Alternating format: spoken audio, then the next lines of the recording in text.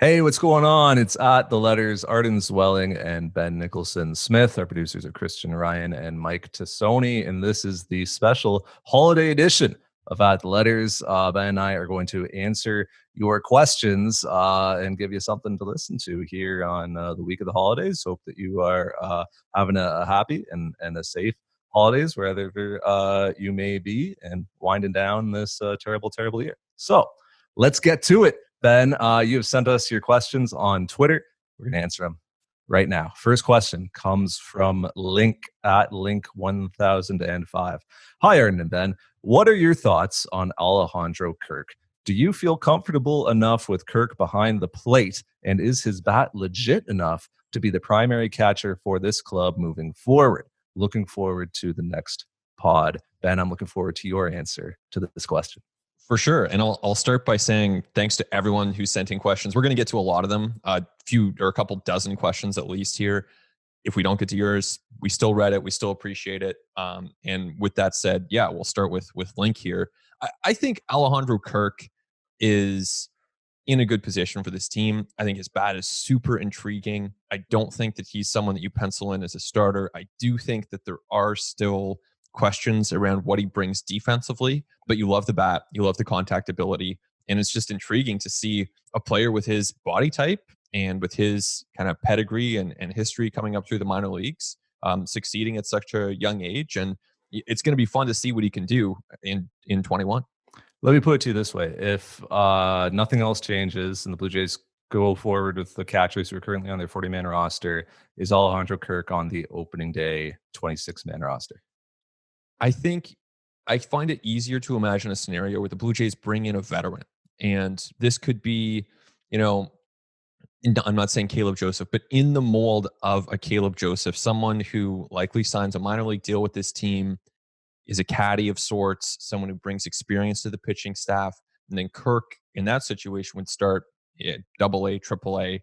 The whole minor leagues are kind of in flux right now. So a lot of variables right there. But that's how I see it. Is that how you see things unfolding at this point? That's absolutely what I was setting up there. Is that if opening day was tomorrow, I think Alejandro Kirk is probably starting at double or triple A and catching every day. It's just about the opportunity, right? He's just not going to have as much opportunity in the majors. The Danny Jansen, obviously, cemented there as your starting catchers. Things start as things stand today. So I just think that it would make the most sense that Kirk, I think people are kind of assuming that Kirk is just going to be on the big league roster to start the 2021 season. And I don't think it's necessarily a safe assumption at all, which is to take nothing away from, everything that he accomplished in 2020 and how good he was in the, it might have been like 25 plate appearances that he got at the end of the year. It was not exactly the biggest sample.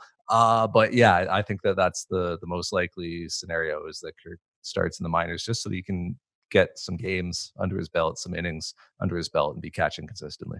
Yeah, absolutely. And he's someone who will appear for the Blue Jays in 21, just doesn't have to be on that opening day roster. So with that, we move on to our second question. This one comes from Billy B at Bill Bradley 44. Hi, Bill. Happy holidays. Same to you. I'd be interested to know where you think the Jays' top 10 prospects are going to be assigned to start 2021. What do you think, Arden? So I'm not going to go through all 10 prospects. That would be a whole podcast in itself. But I will say that I think you're going to see some pretty aggressive placements in 2021. And I think it's something that every organization is going through right now, is trying to determine where to put guys after not having a minor league season in 2020 and working off of alt site data. And in a lot of cases, players who didn't even make it to the alt site. So players who are just working out at home and maybe have been coming through the complex during the off season. But for the Blue Jays specifically, when it comes to players in that top 10, like Austin Martin or like a Jordan Groshans, I don't think it's out of the question that those guys start at AAA, or one of them's a AA and the other one's at AAA. I think there's a very real pathway to the big leagues this year for both those guys.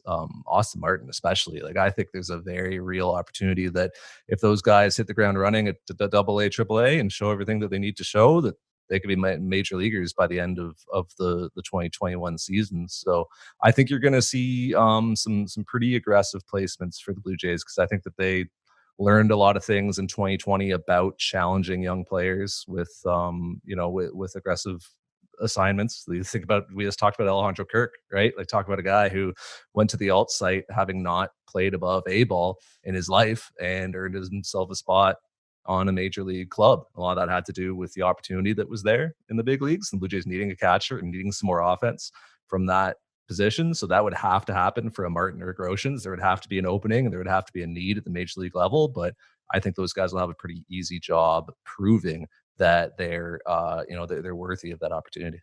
Yeah, I think upper minors for guys like Groshans and Martin, certainly in play. You think about where Austin Martin would have begun a traditional season last year, would have likely gone to Vancouver for a stint at low A, short season. And then that would set him up potentially to start, a traditional placement would probably be high A Dunedin with a quick path to New Hampshire, and then see what happens there. So going forward, I could see Double A being a starting point for Austin Martin and Jordan Groshans. I mean, I don't see Triple A as a starting point, depending on how things unfold, but I would see them having a pretty quick path to that. Within a month or two, if things are going well, you could imagine that they would be called on. And I do think the big leagues are in play for those guys. Oh, absolutely. And I think that just in general, going forward, you're going to see a lot more sort of rapid ascents through the minors with like a smaller minor league system with clubs depending more on their complexes in Florida or in Arizona to sort of transition players out of either high school amateur ball or college amateur ball. Like, you think about a guy like Austin Martin, like, he spent his last 3 years in what is essentially a pro style environment at Vanderbilt University. Like, look up Vanderbilt's facilities and how much money they've put into that and like what their athletes are experiencing on a day-to-day basis. Like, it rivals the, complexes of some big league clubs. It was probably better than the Blue Jays facilities were until they renovated, right? Like, Yeah. what the Blue Jays facilities were, 3 years ago, I think Vanderbilt probably had better facilities that Austin Martin was working at. And now he gets to work at this massively renovated player development complex, which is going to be like a huge boon for this organization going forward. But I do think that, like, for all those reasons, you're going to see players get into the big leagues a lot faster going forward, just because teams are going to be better at transitioning them and developing them. Yeah, exactly. You're not picking them off the backfields. They're definitely, in the case of a guy like Martin, got a lot more high level competition. I think Groshans maybe a little bit ahead of Martin on the depth chart, but a couple prospects to watch. Yeah, Grosjean's interesting because he just hasn't played, and so he didn't just miss 2020; it was 2019 with the foot thing, right? So he's just got to get in games and kind of prove that he's healthy and just like should be a baseball player again, something he hasn't done in a while. But like, if the Blue Jays are using kind of objective measurables in order to place guys, I promise you that Grosjean's going to be off the charts, and Austin Martin off the charts. Like Gabby Moreno, a guy who was like MVP of the alt site and is like tearing it up in the Venezuelan league right now, like another guy off the charts who is going to have a pretty aggressive placement, I think. This question is sort of related to what we're talking about. It's from at the Corey Haslam. If the Jays don't land an impact outfielder, Ben, could we see Austin Martin moved full-time to center field? Really interesting. And this ties into what we we're talking about before. I think that from an organizational standpoint, the need is greatest in center field. I do believe that. And the best case scenario for Austin Martin's development might well be playing him in center field. I think that's something the Blue Jays will look to do. And based on comments that Ross Atkins has made, based on comments that Scott Boras has made, there's an openness to playing different positions there. Now, at the same time, I've heard from people who suggest that from a throwing standpoint, Austin Martin hasn't always looked super comfortable throwing. So that's something that, these things can change pretty quickly. They can change depending on positions too. Think about Lourdes Gurriel Jr., who's much more comfortable throwing from the outfield than he ever was throwing from the infield. So a lot of that is context dependent, and those things can change as a player develops. But that's something that I would watch. I think that if Martin shows, and by all accounts he has the speed, the athleticism, I think that's the best case scenario is if he can play center field. Yeah, I think the throwing thing was more of an accuracy problem than a strength problem. Is kind of my understanding of it, particularly from third base. So, how would that translate to the outfield? Right, it's kind of the question. Like, if he's got the arm strength from the outfield, like, can he, easily make those throws to home plate. Like we saw, like Gurriel did something similar, right? Like had an accuracy problem from second base, throwing the ball, moved to left field. Now he's gunning everybody out. So it's like, it's funny how these things translate sometimes. And so if there is like a throwing issue at third, it might not be an issue in center. Like we'll see. I think like best case scenario with Austin Martin is that he, like in a 7-day work week, like, 2 days in center, 2 days at third, a day in left, and a DH day or something, right? Sure. Like I think that's best case scenario, and we'll see if that's what happens. Ultimately, it's going to come down to what needs the Blue Jays have at the time that Austin Martin's ready to be a big leaguer, and where they have room for him. Like if DJ LeMahieu is playing third base, probably playing, Austin Martin might not be playing third base, right? Like, George Springer's playing center field. Don't know if Austin Martin's going to be playing center field. But like, even just in general, we worry way too much about positions with prospects. It doesn't matter. Like the just hit. That's all that matters, really. But also, they'll find a place for him if he's a really good, strong, athletic player who's going to help this team. Like they'll find a place for him to play. It's not worth like even really considering right now, even in the greater context of like, what is a position in baseball anymore? You got shifts against left-handed hitters where you got third baseman making plays in the right field corner.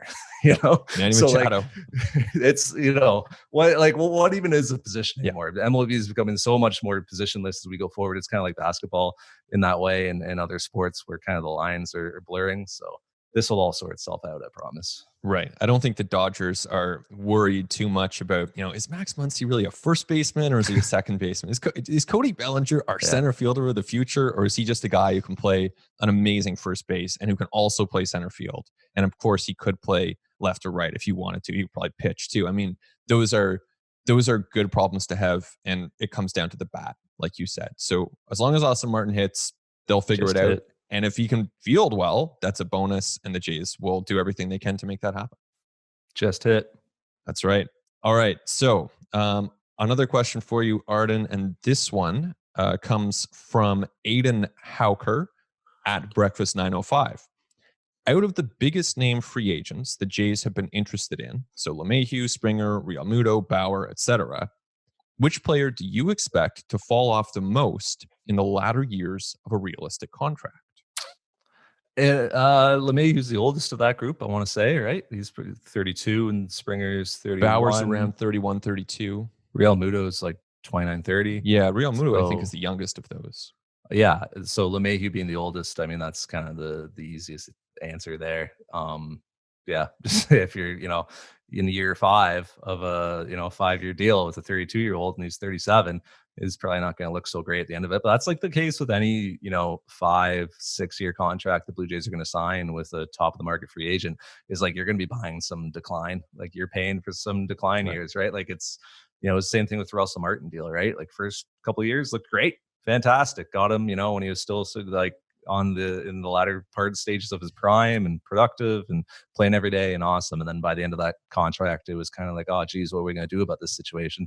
That's always the case with when you're dealing with long-term free agent contracts. So whether it's George Springer running around on turf, as an outfielder who relies on his legs, whether it's, LeMahieu being 32, whether it's can Trevor Bauer like sustain the workload that he has talked about wanting to pitch every 4 days and the amount of innings that he's had on him, whether it's JT Realmuto behind the plate getting beat up with foul tips and blocking balls with his crotch and diving around and getting banged up and being just all the wear and tear the catchers take on. I mean, all these guys probably are gonna have some decline towards the end of their contracts. Right. The safe bet is all of the above, of course. So, so are you going LeMahieu? Is that your kind of your answer? I guess so, because he's the oldest right now. So yeah, I signed him for 5 years. Like he's 37 by the end of that, and it might take a 5-year deal to land him in Toronto. And it was interesting because Bo Bichette made the comments last week as we record this on Ross Stripling's podcast, where he was saying that he thinks that LeMahieu is the best hitter in baseball. And when I tweeted that out, I got some people kind of pushing back, saying, "No, he's not. Like this is ridiculous." And I don't think he's the best hitter in baseball. I think Mike Trout is, maybe Mookie Betts is second. Like it's not DJ LeMahieu, but DJ LeMahieu did lead the American League in batting average, on base percentage, WRC plus, OPS plus. Like he he kind of was the best hitter in the American League, at least. So it's not that far-fetched. It's like, what do you value as a hitter, right? Like, is a hitter a guy with a high batting average who literally just a guy who gets a lot of hits? Or is a hitter a guy who's going to put up like a huge OPS because he walks a bunch, and then when he does put the ball in play, like it goes off the wall or over it? Right. And I mean, in LeMahieu's case, you're getting both. Yeah. At least the last couple of years, you've been getting both. Now, he probably doesn't project that way going forward. He probably projects more as like a 290 hitter with some really good power, or with some decent power. He's not a 40 home run bat. We all know that. But I think that, yeah, to me, I would have a bit more confidence in LeMahieu as someone who's going to age somewhat well. Defensively, who knows? But I think he'll be able to hit and put the bat on the ball and make good contact. To me, I would have the biggest concerns with Bauer out of that group. You know, if you're talking about a 6-year deal, maybe 7-year deal, that's oftentimes what it takes to sign the top pitcher available. You'd think it's at least 5. So somewhere in that range, man, you know, that's a long time. You have a lot of years for things to go in different directions there as a pitcher. So that would be my answer. I will say, and this is just going off the board here, but like low key, I think Freddie Freeman's the best hitter in baseball. Sure. You want to talk about like who's the best hitter in baseball? Like, yeah. I can't think of a more underrated guy who just does not get mentioned in the like conversations, right? Like his name doesn't come up, and he's just kind of an unassuming, quiet guy, like going about his business in Atlanta. Year after year after year, that dude produces. So good. Juan Soto, Acuna. I mean, there are a lot of candidates for that title. I don't think it's crazy to have LeMahieu in that group. No, it's absolutely not. But I'm give me Freddie Freeman as the best hitter in baseball. Yeah, it's a good choice.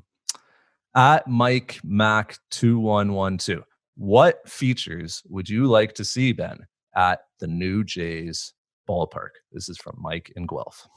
Well, I think longtime ATL listeners would know that you know, we've made the case before for having more statues, having a better celebration of the franchise's history. Blue Jays right now are coming up on 50 years of existence. That's just a long time. That's a lot of baseball, and there's a lot of great players and moments worth celebrating. So I think to me, that's the baseline starting point.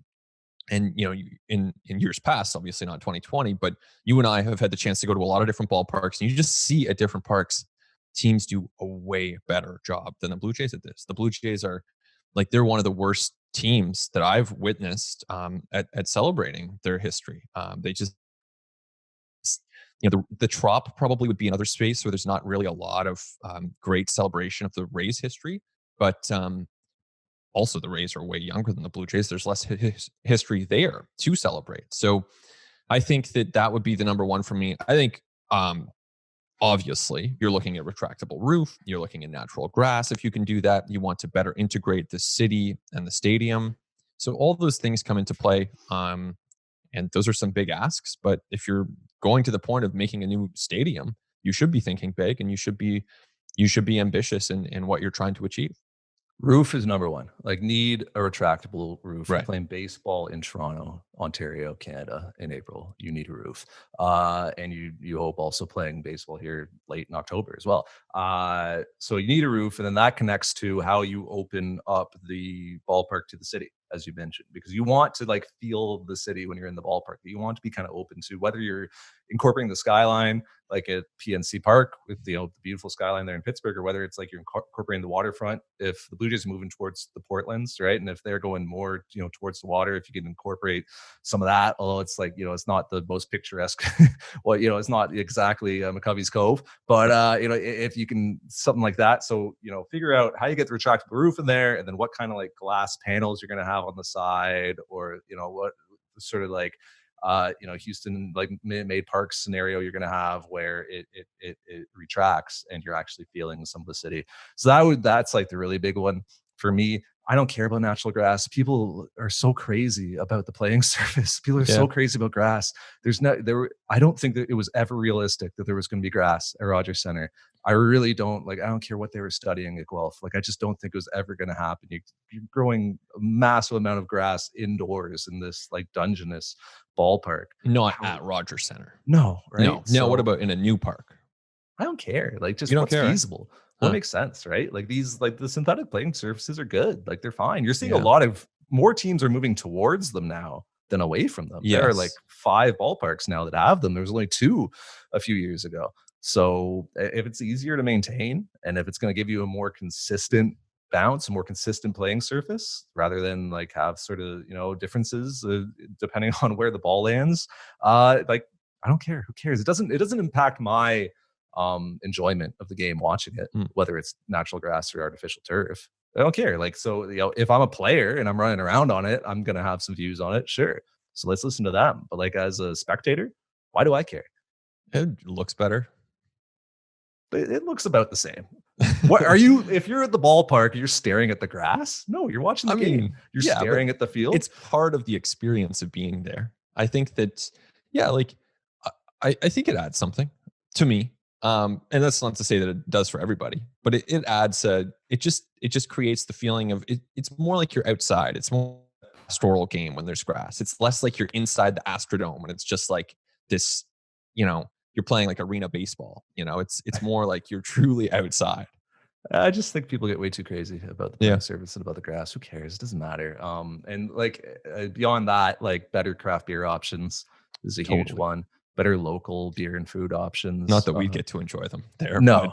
but see, this is us, shouting at the ATL listeners and food. Totally Right. agree. Just like local stuff from like around the area. Right? You got St. Lawrence markets like right there. Like you got like there's so much culture to Steam this Whistle Brewery right there. yeah, and texture to this city that you can incorporate there instead of having just like the usual, big name, like big brand type of stuff there.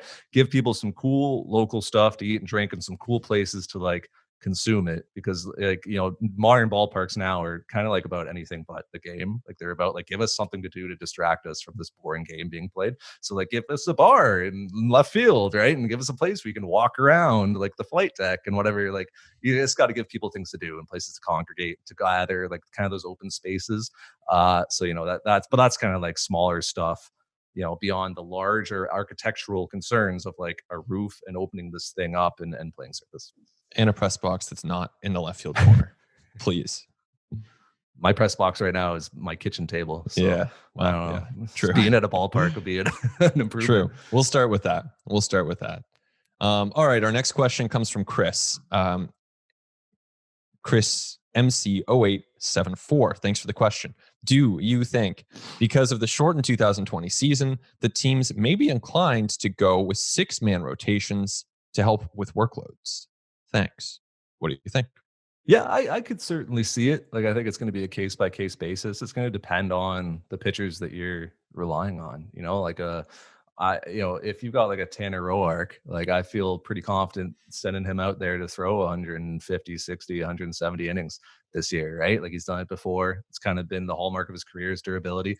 Now, if you have a Nate Pearson, yeah, maybe I'm going to be a bit more cautious, right? If you have a Hyun-Jin Ryu with a pretty decorated injury history, yeah, I'm going to be a bit more cautious. But like, I think that like even just generally, like as a sport, baseball is going to start moving more towards like kind of a dynamic and fluid situation with the pitching rotation and with how guys are used. And I think that the frequency of their use and their workload is going to be a lot more based on how they're recovering and how they're performing. And so that's going to include like a lot of measurables in between outings in terms of shoulder strength and stability and release point and spin rate and like taking a look at, what they're, how they're sleeping, right? How they're recovering. I think that you're going to see pitchers someday, all of them going out wearing those little wearables on their back, like the catapult technology that's going to track their heart rate and track their workload and how much stress they're under, and you're going to use all of those indicators to tell you how much you can push this guy and when actually he would benefit from a bit more recovery. And then so instead of having just like traditional 5-man rotation where it's like you go, okay, now you go, you like it's going to be a lot more fluid and a lot more flexible in terms of how guys are used. Yeah, I totally agree. I think that, when you think about that 5-man rotation, that it's not even that long ago that used to be the case. Like, it's not just like when we were kids, but I was looking back, I don't know why, but I was looking back at the 2012 Angels recently. And if you look at that team on Baseball Reference, they had like 5 starting pitchers.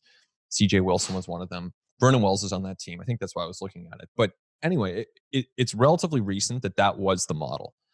Now it's just not. I don't think that teams even attempt to plan out their pitching staffs 10 days in advance. Like Yeah. they just don't. It's too far in advance. They plan the rotations. They have an idea, of course. Yeah, this year, your next couple starts are going to be here and here.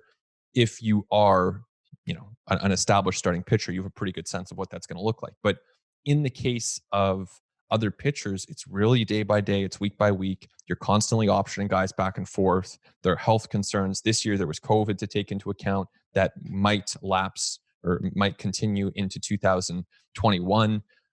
So you're always just managing that. Bullpen factors in. The lines between the bullpen and the rotation are blurred more than ever. Yep. So you've just got all these variables that you're figuring out. And I suspect that when Pete Walker and Charlie Montoya are sitting down and they're trying to figure out what does our pitching staff look like, the end point of that is something like a week from that day. Like, I don't think they're trying to map out 3 weeks at a time. I really think it's, okay, what are we doing today?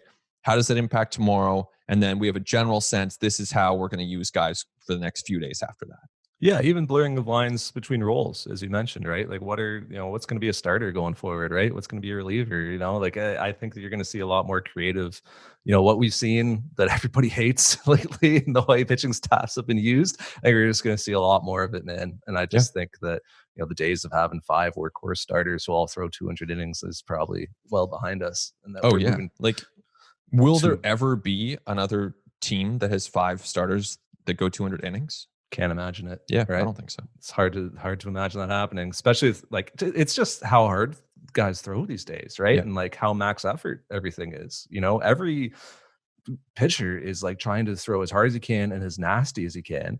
And if that just gets them through like 4 innings, their team is ecstatic. Like they're really happy about that, right? Like, oh, cool. Like you gave up like 2 hits over 4. Great. We can like piece together the rest of it. I don't care how many pitches it took you. And I don't care that you're gassed now in the 5th, because I've got other dudes coming out of my bullpen who throw just as hard with, amazing spinning stuff as well. Like the days of like kind of the command and control crafty guys who, don't throw particularly hard, and don't throw max effort on every pitch, but are going to, get through 6-7 innings. Just, you're just not seeing that many of those guys in the game anymore, because those aren't the guys that get paid. That's right. And we'll see a little tick back toward that with the full season as opposed to a 60 game, where the value of a Tanner Roark will increase a little bit next year. But those changes are not going to stop. Those changes are already well on their way. Back to prospects. This is from Tammy Rainey. Regarding potential fast rising players like Simeon Woods Richardson, Jordan Groshans, Austin Martin, would it not be logical from the team's perspective to not add a player to the 40 unnecessarily until after there's a new CBA in place and what the roster management implications will be? Great question. Definitely forward thinking here, because and teams have to at least have in the back of their minds the fact that there is a CBA negotiation coming up in less than a year. So we're all kind of bracing ourselves for that reality. Now, I think teams are definitely wary of managing, or they're aware of 40-man roster implications. So the moment that they add someone to the 40-man, that essentially starts the clock for the time that you have to option those guys up and down. And then boom, you only get 3 option years. So teams are mindful of that. Now, if a player's ready and there's a need at the major league level, like let's say in that situation that you outlined, Arden, Austin Martin has a great season. The Jays have a need. They're in contention. They're trying to win a division. They're trying to clinch a wild card spot. I mean, at that point, I think you just promote the guy and you figure out the 40-man later. But they would be aware of this, and they would keep in the back of their minds, hey, we don't want to unnecessarily add anyone to the 40-man unless we have to. Yeah, I think what's most logical is to roster the best players and try to win as many games as possible. I can not gonna be so ghoulish as to say, oh yeah, the Blue Jays need to think about how 40-man rules might change under the next CBA. Like just play under the current CBA and the current rules that you have. And if you have an opportunity in 2021 to go win a World Series, then go do that. To win a division, like put the best players on the field and win. Because winning will take care of everything. That's the whole point of the game, is to win. That's right. That's how I feel about it. It's your turn. That's fair. All right, let's move on to our next question from Keen Dakuna. With the Real Muto rumors, and the emergence of Kirk, what is Danny Jansen's place on the team? Is he trade bait or the safety net catcher until Kirk is ready? What do you think? I think he's, if we kind of talked about this earlier, if the regular season started tomorrow, I think he's starting game one, and I think he's, catching 45 times a week, maybe 3 to 4 with a DH day. I think obviously you would have liked to see him transfer some of the offensive numbers a bit better from the minors to the majors at this point in his young career. But the walk rate was better last year, which is encouraging, because that was a lot of what he did really well in the minor leagues. Like, he just got on base a lot because he was walking a lot. So if he can walk a bit more, we know he's got the power. Like, you know that he can run into one. If he can barrel the ball a bit more consistently, swing it less crap. It's kind of the thing with every player at the majors, right? You get to the majors and it's like, do you swing at the crap or do not, right? So you don't swing at the crap, then you're going to get pitches in the zone, and those are the ones that you can drive. If you got to the major leagues, you can probably drive pitches in the zone. So that's going to be it for him. But I think he's this team's starting catcher. Yeah, I agree. And, it was a challenging year. Offensively, Jansen didn't get the results he wanted. I think that you can look at that playoff game, 2 home runs. I mean, it's just one game, but it's also one of the most significant games the Jays played. Really tough pitching staff. He hit a couple bombs. So a nice way to go into the offseason. I agree. He is that, number one catcher for this team, barring some, big acquisition or change there. Yeah, and he's improved his framing a lot over his time in the majors, which is framing is an interesting thing, right? Because is framing going to be a stat in 3 years, or are we going to have robotic umpires, right? If I'm developing young catchers, am I really hammering them on receiving and receiving maybe, but framing, Probably for now. Are we going to have robo umps in 2-3 years? It's not going to matter. Yeah. But I mean, this would be a question for the Jays development people, but I would assume you still got to make sure your catchers can frame it for now. Sure, but it's probably not the main priority of my development, right? I'm probably working on, blocking pitches in the dirt and handling, game calling and things like that more so than I am throwing, framing, right? Tough job, man. Yeah. Thinking about where the game's going. Where are we here? Scott, how long of a leash does Vlad get at third? Assuming the Jays add a high-end piece or two, they are pretty well in win-now mode. They probably aren't going to want to cost themselves too many runs and dig themselves a hole. So how long of a leash does Vladdy get? I mean, is there a leash to begin with? Yeah, exactly. I don't think the question assumes that he's going to be playing third. It's a big assumption. I don't think that there is a leash. I think that, Vladdy is trying to create that leash. He wants there to be a leash. He wants to play third. He's playing third in the Dominican right now. I'm sure probably a lot of people listening, to this podcast have seen some of the highlights of Vladdy. And they haven't been good defensively. He's off to a bit of a rocky start there, and that's okay. That's the place to do it. It's the time to do it. No one's expecting perfection when he goes down there and tries to reacclimate to that position. So he's trying to play his way back into that mix, basically, and that might happen or it might not happen. But he doesn't have guarantees of playing time there. Yeah, we went over this last podcast, so I'm not going to, reiterate too much. But yeah, Vlad was not a good defender when he was even in better shape, 2 seasons ago. So it's to me the defense thing with Vlad. I know it's a huge topic right now. It's kind of like we were saying with Austin Martin.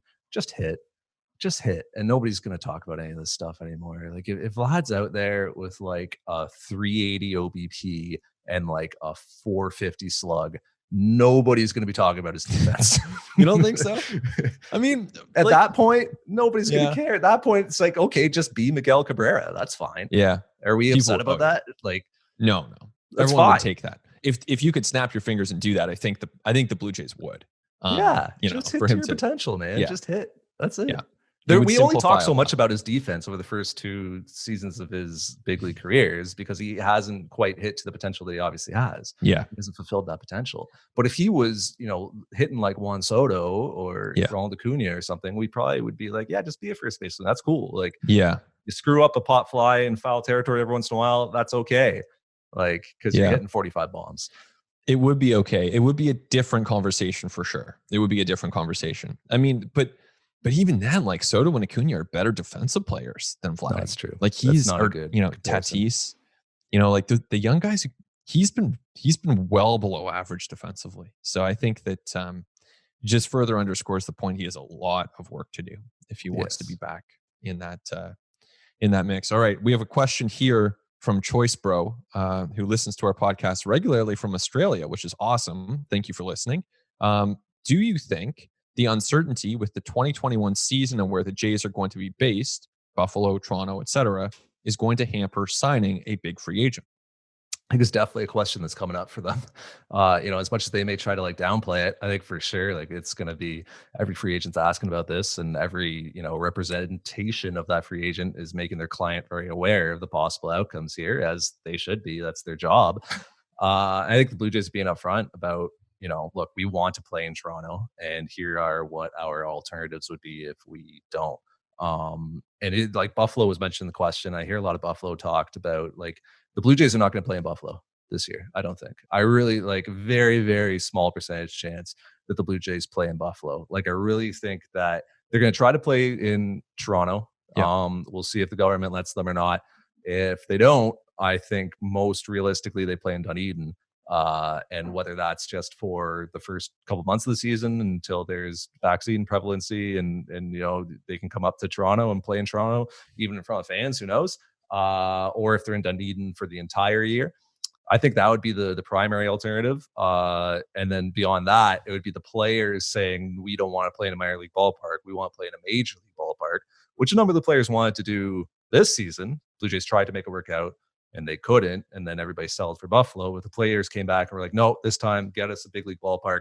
Then I think you would see that sort of Baltimore scenario or the Pittsburgh scenario, PNC Park, play out where the Blue Jays share a park with one of those teams. But I don't think Buffalo is very high on the list of alternatives at all. But yeah, as it pertains to free agents, I think you at least know as a free agent, here's the short list of outcomes and of options of where I'm going to go. But that still doesn't make it any easier to kind of take that to your spouse and your kids or to your family, or that doesn't make it any easier when you're thinking about what your tax situation is going to be. Yeah, having that uncertainty. Yeah, for sure.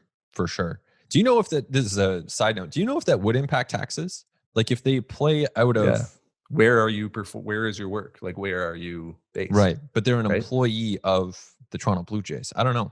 It's an interesting question. My understanding of it, and I know the Blue Jays have like a whole tax presentation that they give to players. My understanding of it is when you're a MLB player and if you play games in Pittsburgh, you got to pay Pennsylvania state tax. If you play some games in Arlington, you got Texas or whatever, right? Like wherever you go and work, you have to pay taxes in each of those places. That's my understanding of it, but I am not well versed in this. So last year, or I guess playing in the U.S. could actually have some tax benefits for the Blue Jays. Yeah. Interesting. No, Florida could be appealing. Yeah. So yeah, and I agree with you, by the way. I think Buffalo has fallen down the list of likely destinations. Dunedin, if they needed a stopgap, they're already based there. It's an easy, seamless transition if you need to do that. And if you're looking at a longer stay, then I do think Pittsburgh is specifically the spot I think that would be atop their list. And the questions from the Pennsylvania government that prevented the Blue Jays from playing there before, I think would have been eased by this point in time, right? Because now we've seen, all right, like the Penguins are playing, the Steelers are playing. It's not without precedent.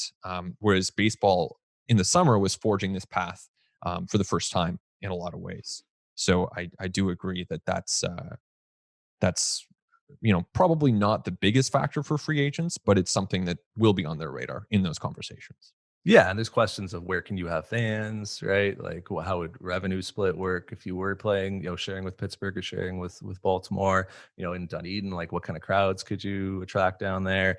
When can we have fans at Rogers Center in Toronto? When is the vaccine prevalent? Are we playing baseball at all until vaccines are widespread, really? Like what are they starting this season at any point before a certain percentage of the population, or at least a certain percentage of athletes, have the vaccine? Well, and it's funny, when you think about, okay, this is a big question for Blue Jays fans and for the Blue Jays and for any free agents that they're targeting, but it's also not unique within the landscape of pro sports, where in the course of the last 9-10 months, we've all just gotten used to all kinds of structural uncertainty about just about everything. And that applies to players more so than us from the outside. They're living it. They're used to this uncertainty. So it exists, but it's not different than what they'd encounter with any team. I should, sorry to cut you off there, Arden. It's different but it's not as though signing with the Cincinnati Reds doesn't have uncertainty as well. Right. No, for sure. I think the next big like discussion in baseball will be the players saying, "Hey, tell us when to report to camp. We're ready to go. Let's play 162. Pay us, baby." And then the owners trying to say, "Hey, we could interpret this language in the CPA to say, actually, we need to delay the season because of force majeure or whatever. Because That's right. of a national, an international pandemic." That's going to be the next kind of big debate, and the big kind of thing that's really tough to slog through here is these two sides bicker with one another. So stay tuned for that. Couple questions here about the Reds. So let's go with this one. Based on recent rumors, the Reds are possibly looking to shop Luis Castillo along with Sonny Gray. Would the Jays be able to offer something concrete for both these starters? Yes, and they should. Those starters are great. Luis Castillo is awesome. He would be a great pickup. So would Sonny Gray. The Reds apparently need to cut back on their payroll. They are, 1 year after signing Mike Moustakas, and of course Bauer was on that team. Gray, Castellanos, another big addition for them. They really seem to have to dial it back. And it's one of those markets that's maybe not quite as well equipped to weather financial uncertainty, and certainly one of the smaller markets in the game. So this creates an opportunity for bigger market teams like the Toronto Blue Jays, who do have more economic certainty, who do have more just money to spend. Candidly, I mean that's what it comes down to. Gray would be a tremendous addition. So would Castillo. I think those are conversations that the Blue Jays should have, and knowing their thoroughness when it comes to checking in on acquisitions or potential acquisitions, I'd be very surprised if that conversation hasn't begun to some extent. Yeah, it's I have nothing to add to that other, obviously the Blue Jays should be players there. It's just kind of depressing to see Cincinnati operating this way. When they have a really solid core and really good players. I thought they were going to be they definitely were a playoff team this year, but they weren't like quite as good as people thought they would be. Yeah. They were kind of like my sleeper pick for 2020, and they've got a great like core that they could add to and good young players. Like they could be good going forward, but unfortunately they don't want to spend money. Yeah, tough times for the Reds. All right, we got one more here before we take a quick break. And this question returns us to the prospects in the Blue Jays system, and it comes from Selwyn. If the Jays don't add further starting pitching depth, could you see Simeon Woods Richardson climbing further through the ranks and getting a shot before the end of the season? So like a shot in the majors, it's like that seems to be the implication. Yeah. He'll be up against it. I could see it for sure. Like he's super young. Like I'm not sure if he's turned 20 yet. He might just have turned 20. So he's like, pretty raw and still developing certainly. But I think that he probably starts the year at like AA, which is like pretty aggressive for a player of his age. And sure, if he kind of like blows the doors off and there's an opportunity in Toronto towards the end of 2021, I think that he could be a candidate for that. Certainly, I think the more realistic guy who gets to the majors really quickly would be Alek Manoah. And I think that's a guy who absolutely could pitch on this team in 2021, coming out of the bullpen, throwing gas, like 100-mile-an-hour fastballs with like nasty wipeout sliders from the back end of that bullpen. Like Alek Manoah has like all the makings of this team's future closer in 22, 23, 24. They're trying to get him to develop that changeup and to kind of round out the starter's repertoire. And like, great, like if that guy can log a bunch of innings for you as a starter out of the rotation, that's even better. But like this guy has the tools, the physicality, like the ability, the kind of mental makeup, I think, to be a future closer for this team, like to be a closer for this team right now, probably. Obviously, they'll continue developing him, but that's the guy I'd have my eye on for 2021. Yeah, to start with the Woods Richardson question, I do not expect him in the majors next year. I think 22 is a reasonable timeline for Woods Richardson. Just on Manoah, interesting. I think I agree. He could impact the major leagues this coming season, and that'd be a lot of fun to see. Wrote about him recently at sportsnet.ca, so people can check that out if they're interested. But closer, I would think they try to keep him as a star. I mean, I think he could close right now. Don't you think he could be this team's closer today? I honestly think that. Yeah, today. I think so. Like, Yeah, for sure. If they have for a game tomorrow, I think they could give him the ball and he could get big league hitters out with the fastball slider Yeah, because they're both that good. And he might have to push Jordan Romano out of the way first, but he could be in that mix. And yeah, I think he has a shot of making the majors as soon as this coming summer.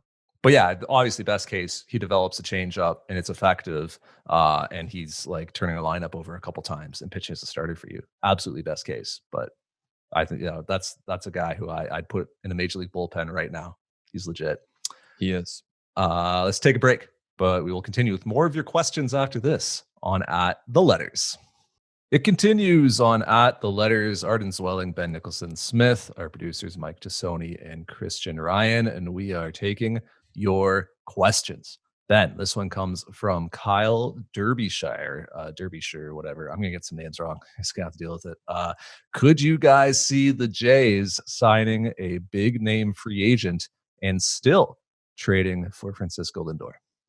I could. This might be one of our quicker answers here. But yeah, I could. I think that in the scenario that Lindor signs with the Blue Jays, and let's say, LeMahieu goes to the Yankees are suddenly out on Lindor. Maybe the Mets obviously don't land him either. The Jays get Lindor. Maybe in that situation, they have a lot of money still to spend. And they could be in on those other guys. So I would not rule that possibility out. And I think that that's probably the A+ offseason for the Blue Jays is Lindor plus the top free agent. Yeah, the Blue Jays have opportunity, around the diamond at different places to fit players in. They have prospect capital that they can use in trades. They have money to spend, right? Like there's two currencies in this game. There's like hard, like cold cash and players who are, I hate saying it, like a form of currency themselves in this game. So yeah, the Blue Jays have a surplus of both, and there's no reason why they couldn't fit really, a top of the market free agent and a really good trade acquisition in. That's right. All right, let's move on to our next question here. This one comes from Kevin Negro. And the question is, what do you both expect from Teoscar Hernandez next year? We haven't heard much about him this offseason. Is he going to be the version before the injury or after?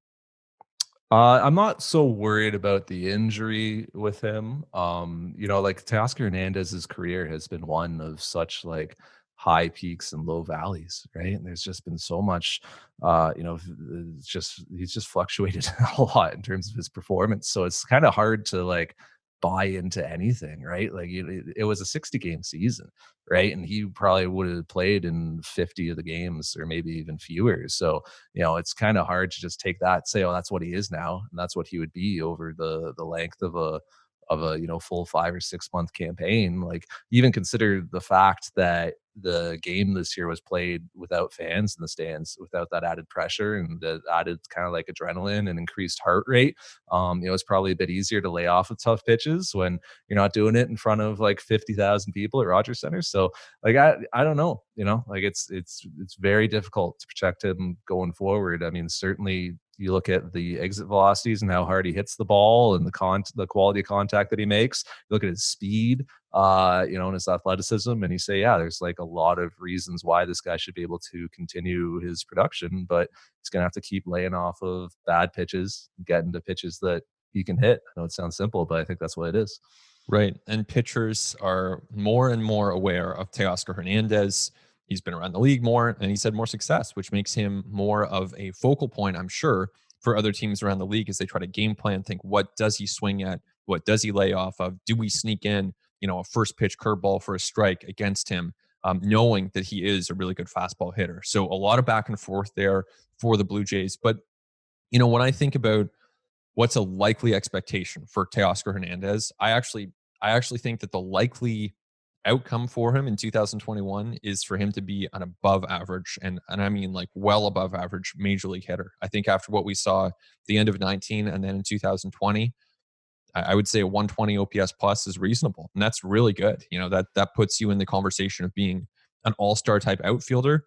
We'll see what he is defensively. I mean, I don't think that he necessarily, as long as he can make the routine plays, that's fine. The Blue Jays have talked about his potential to be more than that, and that exists. But I think you're really looking at him as an offense first player, and my confidence level in him as a legit offensive weapon is actually pretty high. That gets back to what I was saying with Vlad. Like, people suddenly stopped talking about Teoscar's defense once he, became a Silver Slugger winner, right? Right. When he And started it did putting up get better too. a 900 OPS, like, it was less of an issue when when he was kind of struggling to find his way at the big league level for a couple seasons prior. Was his defense was like talked about, incessantly. Just Right. hit, man. All of a sudden, people forget about your defense when you just hit. It So, helps. It helps. I mean, hit. I do think that objectively his defense improved as well. Yeah. And I think the Teoscar Hernandez even like is a cool story. I wrote about it a little bit recently as a guy who like came out of a Dominican academy, signed for $20,000 with the Astros, and has made his way now to 10 years later, his first year of arbitration, like finally getting, some reward for what he has done and for the last 10 years of like really hard work that he's put in to get to this point. It's a cool story. David Palmer asks, with Jordan Romano and Teoscar Hernandez being a couple of 2020 success stories for the Blue Jays player development team, can you please comment on a pitcher and hitter who, in your opinion, will also take significant steps forward in 2021? Wow, good question. I'm going to go on the hitter front. I'll go with Jordan Groshans, someone we already talked about. I think there's a lot of potential there offensively, and that would be a true breakout, right? Someone who has not played above, I don't think, A-ball to this point. And for him to be able to contribute in the majors, that would be huge. It's not a guarantee, but I'll say that's a good breakout pick. And pitching wise, I can't take Nate Pearson, right? Like, that's too. I mean, it's pretty good. Like, yeah, but I mean, he wasn't like, he didn't perform well in 2020. No. Like, he wasn't an effective pitcher by the measures that we would normally use. But maybe that's too obvious. So I'll cross out. I'll tell myself that I can't pick Nate Pearson. I don't know. Let me think about this. This is like when we have to make Ben. This is like when we have to make AL MVP predictions at the beginning of every year, and you just pick Mike Trout every time. Every time, yeah. Like, he'll probably be my pick again this year. It's like he's the best player. Yeah. So maybe that is a bit too obvious. And like I didn't come to all these questions with pre-prepared answers. So I'm honestly kind of thinking on the fly here. All right, so I'll give you a chance to think here, because I'll say on the position player side, Otto Lopez, who's just added to the 40-man, is a guy that could have some breakout potential this year. Like, he's probably never gonna lead the league in hitting or anything, but he's just like a good, solid all-around player, and still pretty young too. At just I think he's just 22, so he's still got some growing to do. And Gabby Moreno is another guy that I think you should have your eye on as a. I know Kirk gets a lot of headlines and a lot of love, and it's absolutely justified, but Gabby Moreno is like legit. Like, he tore up the alt site, like the MVP there. And he is currently doing some very nasty things to some Venezuelan pitchers in winter ball. So that's a guy to keep your eye on, and just a really interesting like athlete. He came up as a shortstop and was converted to catcher, which is like a pretty interesting progression, and it speaks to his athleticism and speaks to just the ability that he has, and the speed and the hands and the feet, and he's got a really cool swing too. Like, I say this a lot, but like, he swings like a Blue Jay. Like, it's just really explosive swing, so keep an eye on him. And on the pitching side, I felt like this, like, 2020 was going to be Patrick Murphy's breakout year, and it wasn't really. He got up at the end of the season and pitched well, but just in the totality, it wasn't really the big year that I think a lot of us have been expecting from him. I think Patrick Murphy could be 2021's Jordan Romano or Julian Merriweather, where like shows up at the majors, is throwing gas and getting a bunch of dudes out and looking really solid and composed and polished on the mound. So I'll take Patrick Murphy. It's a good choice. Okay, so I've thought about this a little bit. I'll go with Elvis Luciano. It's a bit out there, but you know what? He's on the 40-man. He has already been in the major leagues, and you never know. Only 2 option years remaining, right? Right. Because he would have been optioned this past year.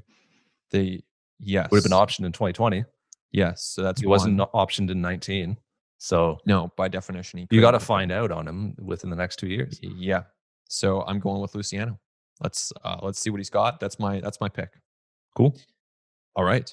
That brings us to our next question. And our next question comes from Dave Swenson.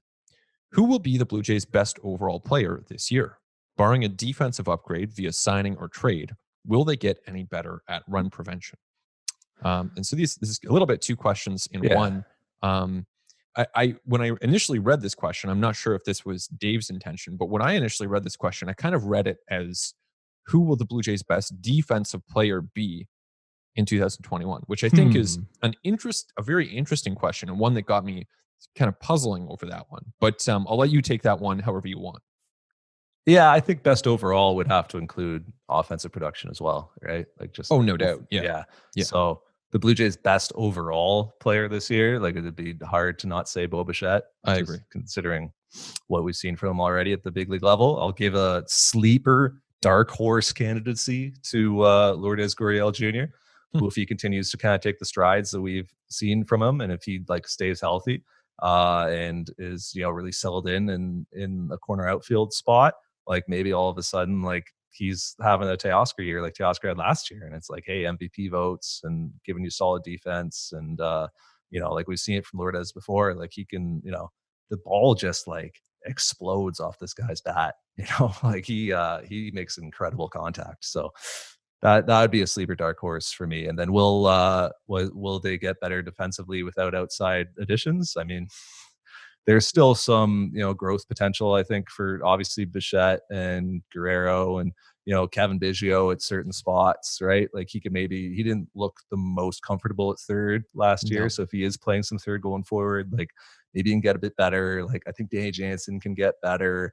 Grichuk, Hernandez probably are what they are defensively. Gurriel's a bit of a wild card defensively. So sure, like I think there is some room for internal defensive improvement. But if you were talking about like a big improvement that's going to take this team out from being like one of the worst defensive teams in baseball last year towards like being in the upper half of the league, I think you're going to need some outside reinforcement.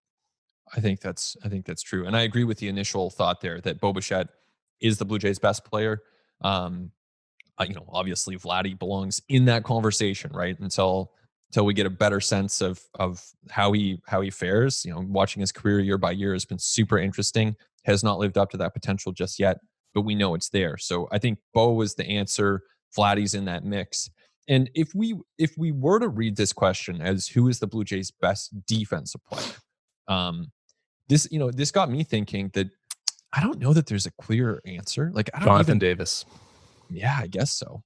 I guess he is. So you're going, it's your fourth outfielder, right? It's a bench player. Yeah. Because even Santiago Espinal, like he's pretty good, but it's not even like their backup infielder is necessarily like this phenom with the glove. So this is not a team filled with defensive standouts at all. Yeah, I might have said a couple years ago Marcus Stroman. Like he's a sick defender. Agree. He's an unbelievable defensive pitcher. Like having another infielder, Absolutely. He's on the mound. Yeah. But yeah, Espinal is a good shout. I think like Espinal is really like he's got good instincts, and he just kind of like flows nicely when he's playing defense. Like I'll never forget the one play he made with, I think it was with Biggio. Excuse me, during I think it was with Biggio during summer camp when they turned this just like absurd double play when they were both in the shift on the right side of the bag. It was like, the video's out there somewhere. I'm pretty sure I wrote about it. It was crazy. So yeah, Espinal is a good shout. Davis. But yeah, the Blue Jays don't have like a standout defender, really. That's right. That's what it is. I think you're up, bud. I think you are. Oh, am I? Okay. Dan PB at DLindsay80PB asks, if the Jays don't sign a big free agent, think we might see a deal where the Jays take on some high-priced players like the Marlins deal from years ago? If so, whom? Really interesting. And we've touched on some of these possibilities already in the course of this chat, right? So you've got the Reds, it's not like Sonny Gray is a particularly high priced player. I think he makes $10.7 million, but that's the kind of option that exists for this Blue Jays team. Lindor is a high priced player. I mean, he's someone who's going to make 20 plus in ARB and then a lot more after that. But that's like a bargain for Lindor, really. When you think Yeah. about it. Oh, no doubt. Like Lindor $20 million is for Lindor is like there's surplus value you're going to get there. big time. And I think that's where the Blue Jays will be focused, right? I mean, it's very clear they can take on contract, they can take on salary. They are not going to do that unless they believe that that player is worth the money. Or otherwise, if there's a player who's making more than he projects to generate in value, they would expect that contract to be paid down. I mean, that's just a reasonable way to operate as a major league team. You're not, just because you have money, you're not just going to spend it.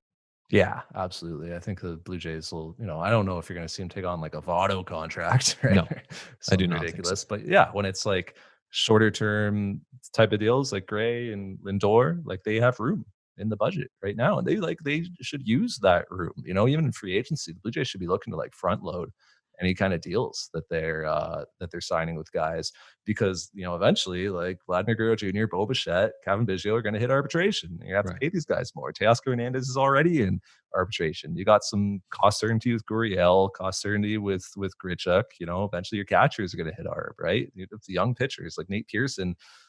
Clock started, so eventually guys are going to start getting a little bit more expensive, and salary is going to start escalating a little bit. So you might as well like be using this room that you have now up front to front load contracts. I think you can get creative that way. It's interesting that listening to Mark Shapiro talk about it last week or 2 weeks ago, whenever that was, listening to him kind of talk about how the Blue Jays have separated out payroll from revenue.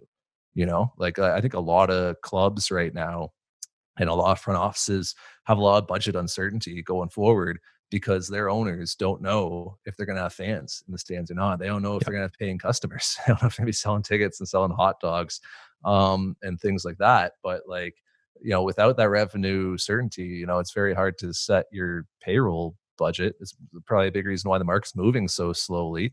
But the Blue Jays, it kind of seems different. It seems like they've separated out. Like, look, our pay, we know we didn't do well in 2020 revenue wise, not going to do well in 2021 revenue wise, but we're still going to pay on payroll. And so as Blue Jays front office, like having that guarantee and having that money now is like, all right, go use it. So maybe trade is one way that they find to kind of leverage that. Right. And a good rule of thumb, if you're looking at a trade candidate, is to say, all right, if this player were on the free agent market, what kind of contract would he get in theory? And so for Joey Votto, if he was a free agent right now, he's probably signing a 1-year deal. And I don't know, is he signing for 10 million? Like I'm just throwing a number out there. I haven't given it a lot of thought, but it's not what he's earning. So that tells you right there that if he were to be traded, just in a hypothetical, then the Reds would have to pay down that contract. So just, if you're looking on Baseball Reference, and this is probably very obvious to a lot of people listening, but maybe it's not to some, then just think, what would this player make as a free agent? Use that as your baseline. And if they're making way more, then you can probably, you're going to have to make an adjustment as you're going through those hypothetical trades. Totally. All right. Got another question here. This one comes from Aaron Schultz. Realistically, who are the untouchable prospects or young players for a Francisco Lindor type trade? What do you think? Just for Lindor, or like, I mean, I think that like let's use Lindor because, because like it's hard to do it in the abstract. Yeah, if it's just for Lindor, like obviously, like you're not trading Austin Martin for Lindor, you're not trading Nate Pearson for Lindor, like I don't know, Vlad, right? Like, and even then, like for Lindor, like am I getting him for 1 year? Is he going to be signing an extension with me? I think it's just like generally speaking, there are no untouchables in baseball. Like there's nobody that's anybody can be traded. Honestly, I think it would be very, very difficult to find a scenario where the Blue Jays trade Austin Martin, because they love everything about it, and because like they've been blown away with everything he's done to this point. He went to the alt site and really impressed them, and like guys just rave about Austin Martin. So Nate Pearson, it would be very, very hard to imagine a scenario where the Blue Jays are trading Nate Pearson. They're not trading Nate Pearson. So like I think that you can kind of look at players in that tier and like call them untouchables if you want, but like the word like untouchables, like it's just like a holdover from like a way that people talked about this game in the past. No MLB front office says untouchable. No MLB front office says going all in, or any of these kind of terms. Like this stuff is is it's kind of outdated. Yeah. But I think in practical terms, like they're not trading Bichette, they're not trading Vlad, they're not trading Pearson. I mean, Biggio, Lourdes, like maybe. Jansen, any of the catchers, I think could conceivably be on the table. A pitcher's not named Pearson, I think could be. I don't think they're trading Ryu. Like I'd be really, really stunned if they traded Ryu. But that doesn't mean he's untouchable. That's just, he's more, and obviously Cleveland wouldn't want Ryu anyway because he makes too much for them. But just in a theoretical, hypothetical kind of way, like I think, it's hard to build a scenario and to build a trade where the Blue Jays trade a Pearson or trade a Ryu and get better. Yeah. Right. Because in every trade, the Blue Jays just trying to get better. So like they'll say, well, I don't know if we can trade a Ryu and like make our team better in 2021 and 2022 and give us a better chance of winning. Okay, we'll consider that. But I don't know I don't think that trade exists. I don't think it's possible to draw up to that trade. And to go back to the idea of what would this player make if they were a free agent? I mean, I think the Jays would gladly sign Ryu for 60 over 3 right now, which is what remains. So they should be happy to have him for that price. Totally. Where are we at here? Jason Gortson. If the Jays landed Lindor, would you this is hilarious coming off of the discussion we just had. If the Jays landed Lindor, would you trade Bichette for Arenado straight up with the Rockies taking on 50% of the contract? Well, I would not do that. I think that you just need Bichette. He's just too important to this franchise. I like the idea of, thinking big with Arenado. I like the idea of, hey, the Rockies would have to pay some of that freight. There's an opt-out in there. It's a very complicated contract and one that's not very friendly to the team. It's really hard to get a read on what the Rockies are doing. I think that's a franchise that seems lost, directionless, and in trouble. And so trade with them, do what you can, get what you can, but don't give up Bo Bichette to do it. Yeah, I don't know what the Rockies are doing right now, honestly. And so this specific proposal, if I'm Colorado, it's a very easy yes. I'll take Bo Bichette. Son of Dante Bichette, that'd be amazing for them. Just even just remove all of that stuff. Just Bichette for Arenado is an obvious yes. And even if the Rockies are paying half the freight, like obvious yes. The Blue Jays would never do that. No. But do you think that more generally speaking, like Arenado is someone the Blue Jays should be pursuing and that the Blue Jays should be thinking about taking on Arenado, depending on how much of that contract Colorado is going to pay down and what the acquisition cost would be? How would you feel about that? It's an interesting deal with the opt-out after next season. And I don't know, is it likely that he takes it if he has a good year? Is it really unlikely that he takes it because of the uncertainty with the CBA coming up after that and just, take the money that you have coming your way? How do you feel about that? I feel very uneasy about acquiring a player with a player opt-out. By all accounts, that was one that he did not even ask for. The Rockies just gave it to him. It's an interesting approach. Yeah, usually you have to negotiate for those. Yeah, normally that's like a huge get. It's an incredible advantage for the player who has the opt-out there. So, I think if you acquire Arenado and he has a really good year, then maybe you only get him for 1 year. If you acquire Arenado and he doesn't have a good year, then all of a sudden you have this player who's making, I think he has very close to $200 million remaining on his contract in guaranteed money. That's a lot of money. That would be 35 per through his age 35 season. So, that's like Ryu plus Russell Martin plus, like, that's a big commitment, and he's a really good player, but you also have Austin Martin, you also have Jordan Groshans, you have Vlad trying to get himself back into that mix. Now, don't get me wrong. As we were saying before, if you could get Arenado, like you want Nolan Arenado, I just don't think that this is the time or way to make that happen. Yeah, I just don't think it's a fit, really. But obviously, like if you can get Arenado, you want that's what makes it difficult to talk about, right? Because it's like, of course you want Nolan Arenado. He's a tremendous player, but then you have to like kind of think about it from the team's perspective, and payroll wise, and projecting forward, and with the opt out uncertainty and acquisition costs and all these things. Like it's kind of hard to see it lining up. You just take on a lot of risk, and the reward is there too, but you take on a lot of risk. This front office hates risk. Yeah, they've avoided a lot of it so far. It seems like they're diving into the deep end of some pretty, significant and therefore risky free agent deals, and that things could get pretty interesting. We'll see. Yeah. All right, so that's it, I think, for our questions. Oh no, we have one more. Yeah, there's my favorite question. One more. I saved it for the end because it's the one I actually want to talk about. All right, so this one comes from Danny Midawesome. And again, apologies if I've said anyone's name wrong in the course of these questions. Arden, what is the best and worst holiday food? Great question. What do you got? Tremendous it is a question. great question. It's a really good question. And like constructed concisely, just straight to the point. Perfect. For me, like honestly, I'm going stuffing as my favorite holiday food.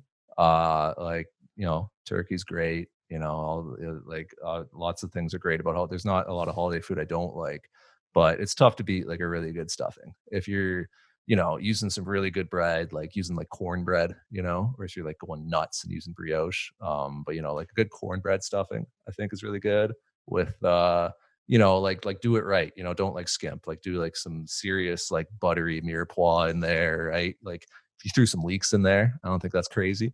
And then I want like a good some sort of a salty bacon throughout it, whether that's like a pancetta or just a double smoked bacon or something. But give me like good like little cubes. Like give me like a lardon sort of thing through there. Delicious little salty little morsels throughout your stuffing, and give me some nuts in there as well. And you can use whichever nuts you want, man. Like walnuts, chestnuts underrated, like pecans. I just throw macadamia in there, man. Like just get nuts and make that thing nice and crispy and delicious in the oven. That's my favorite. Wow. This sounds like a real stuffing fan. Big time. Yeah. I love stuffing. Yeah. Stuffing's great. Yeah. It's bread bathed in butter. Like what's not to like? It is great. So I am a vegetarian. So the pancetta aspect of that would be beyond my realm, but certainly like, you're talking about the veggies and the bread and butter. That's what's not to like about that. Yeah. I think, holiday food, even more broadly, being a vegetarian it's always been just like a different experience, because so often the centerpiece of these family meals is, you have the ham or you have the turkey. So yeah, I mean, I would go, and some people might laugh at this and say like it's a side, which I guess they could say about stuffing too. But I love mashed potatoes, like a really creamy mashed potatoes, like really buttery, just really like soft potatoes, obviously mashed, salty. Great. Well, but there's levels of mash with the potatoes, right? Like you can go like almost like whipped potatoes where it's like super like buttery and creamy. I don't like it like watery, but or you can go like it smooth. Right. So you don't like a rustic mash. I don't want chunks. Yeah. Yeah. I like a rustic mashed potato. Are you skin on or skin off? Oh, either way, it doesn't matter. Skin on for sure is the way you got to go. All the nutrients are in the skin, but also like it just gives you a nice little texture and a nice little bite. And it looks good too. Right. So I like a little like, a more rustic consistency to my mashed potatoes, certainly. And hey, you want to like take a bulb of garlic and halve it and throw a little bit of olive oil on it, put it in a little tinfoil pouch, fire it in the oven for 45 minutes, roast it up and squeeze that in there. I'm not mad at that. I'm not mad at that at all. A garlic mash is great. Yeah, that is a great call. I think actually now that we're like on least this favorite. Hang on, least favorite. Well, because that was part of the question. Yeah, it was. I'm gonna add on to my favorites here first. So favorite. You want my least favorite? I'm gonna give you another favorite. Yeah, like it would just be like any kind of appetizer. Like I'm not super big. Like I do like chocolates, especially around Christmas.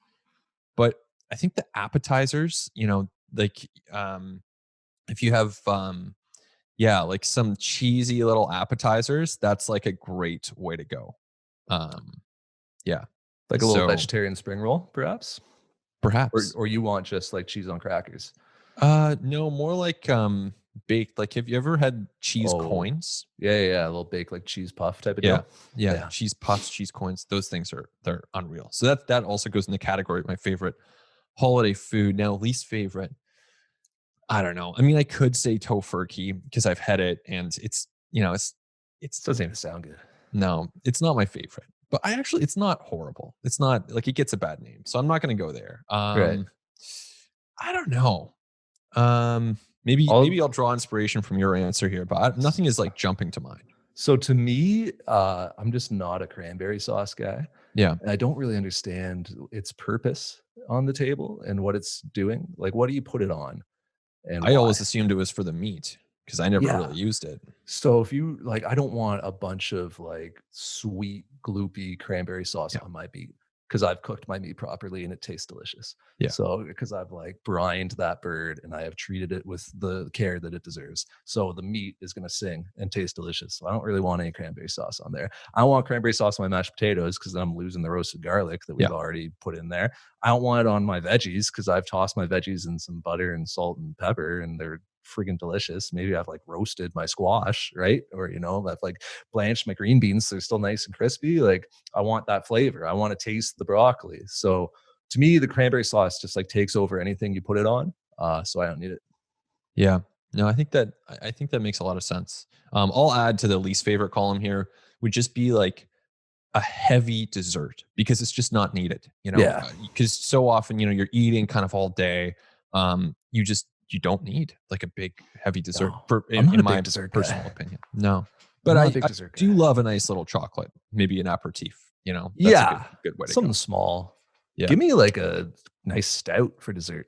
I'd rather have that, Sure. honestly. Right? Yeah. Like, give me a delicious like imperial stout. There it is. High alcohol percentage, like delicious and like nutty and like kind of even like oaky, dry stout. That's what I want instead of like cake or something.